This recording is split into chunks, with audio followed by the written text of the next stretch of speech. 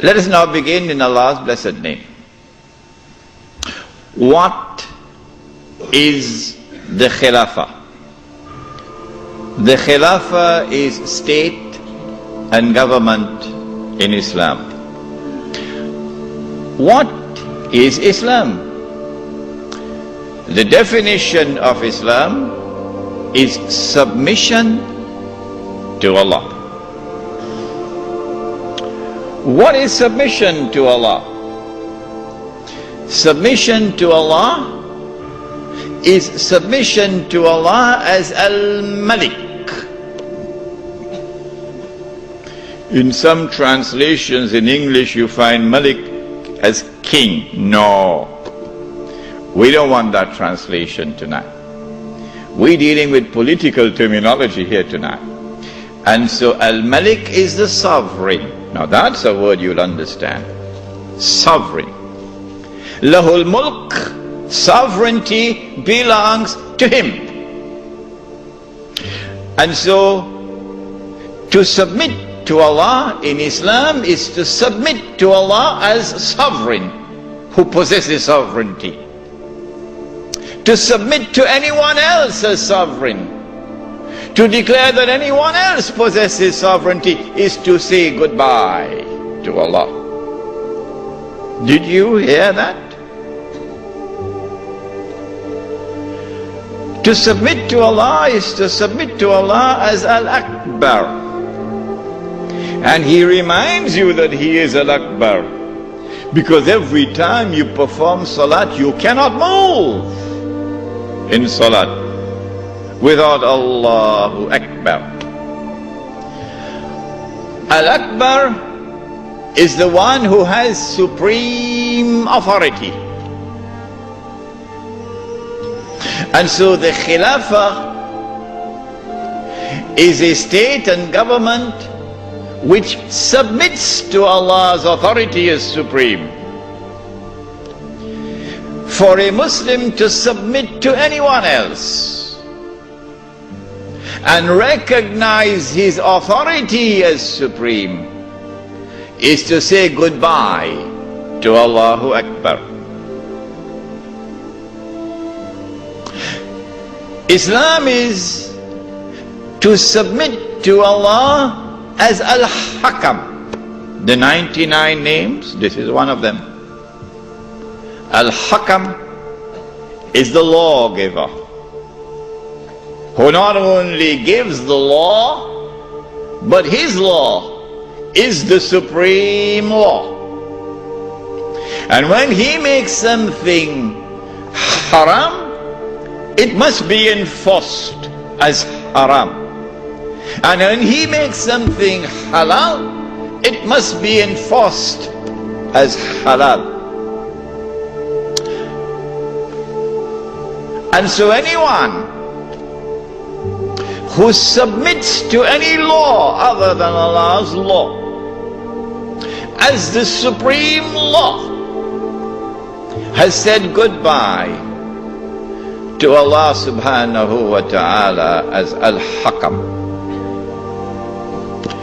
This is called, in the political terminology of Islam, this is called shirk. When Fir'aun declared, and of course everyone knows what Fir'aun said, Ana Rabbukumul A'la, I am the one who is sovereign. I possess sovereignty. That was shirk. When he declared, Ana Rabbukumul A'la, I am the one who possesses supreme authority, that was shirk. When he declared, Ana Rabbukumul A'la, my law is the supreme law in the land of Egypt, that was shirk. And Allah punished him with terrible punishment for his shirk. This then was the Khilafah, a system of state and government in which Muslims could submit to Allah subhanahu wa ta'ala as Al-Malik, as Al-Akbar, as Al-Hakam.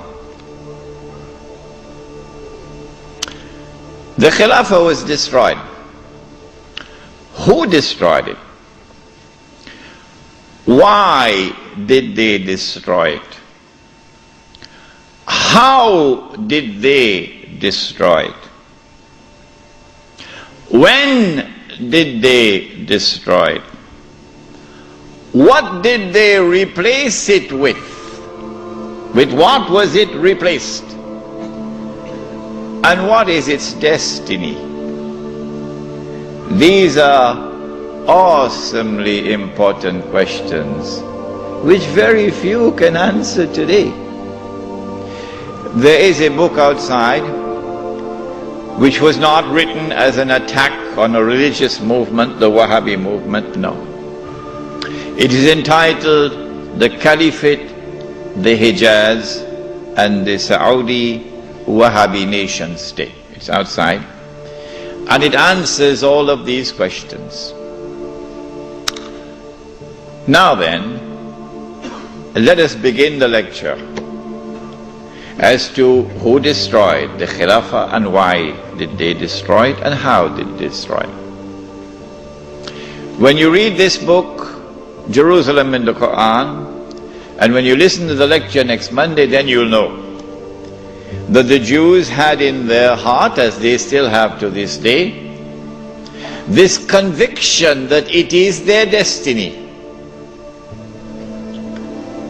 Even after Allah subhanahu wa ta'ala had expelled them from the Holy Land, even after they had lived in the wilderness for 2,000 years, it is the conviction in the heart of the Jews that it is their destiny to liberate the Holy Land of non-Jewish rule, to return to the Holy Land not as tourists, no, to return to the Holy Land to reclaim it as their own. For 2,000 years the Jews had this conviction in their heart, but one day this will happen. To restore in the Holy Land the state of Israel, of Nabi Dawood alayhi salam and Nabi Sulaiman alayhi salam. And that the golden age will come back one more time. The golden age when that state of Israel, of Nabi Dawood alayhi salam and Nabi Sulaiman alayhi salam, was the ruling state in the world. That age will come back one more time.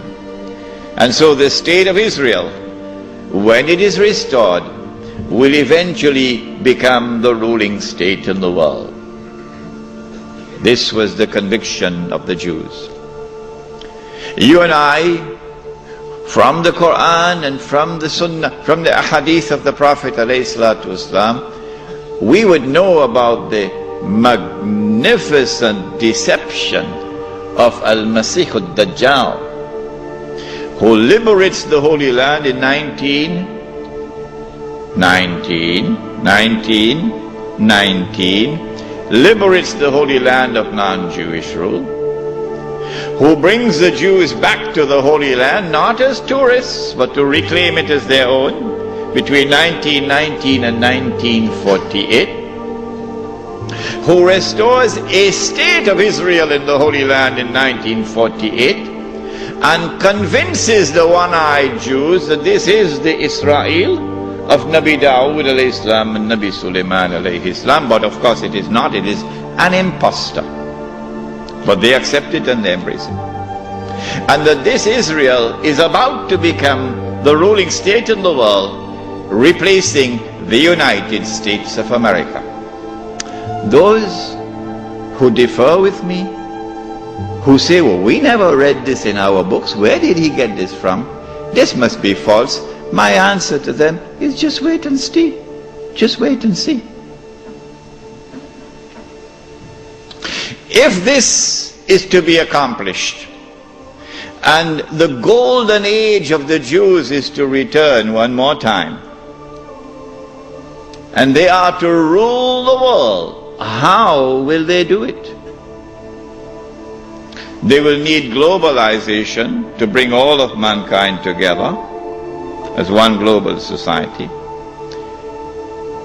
And they need to demolish the Ottoman Islamic Empire, which stands in their way. And they will have to demolish the institution of the Khilafah, which is the head of Islam.